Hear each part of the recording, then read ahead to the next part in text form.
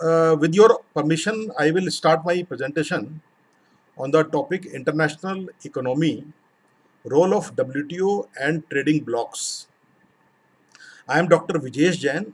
I am professor and co-founder of eBusy Institute of IB and Entrepreneurship, New Delhi, which is an online educational portal. So my first slide is about the international economics, the basis of international economics. This is very important. Before I start, I just want to tell you that this presentation of mine is more conceptual in nature, and it discusses the present situation. It discusses the factors behind international economics and what is the role of the WTO and trading blocks, and what are the factors which affect these organizations, World Trade Organizations and different trading blocks.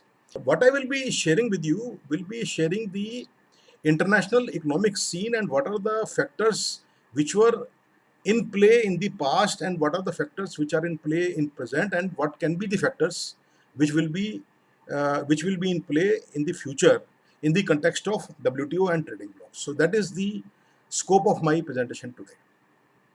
So as I was explaining to you that most of the trade theories which explains international economics focuses on the source of comparative advantage.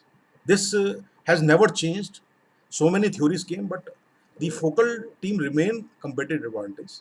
These theories postulate mostly that all the nations can gain from trade if each specializes in producing what they are relatively more efficient at producing based on their strengths. So this is a very normal and very omnipresent fact which all the trade theories talk about.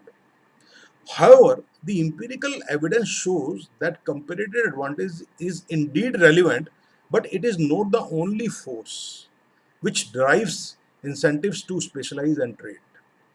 So there, in the recent past, so many wisdom has come which talks about the several factors which affects international economics, and competitive advantage is only one of the factors. So there are other factors also. So this is the very basis of my presentation today.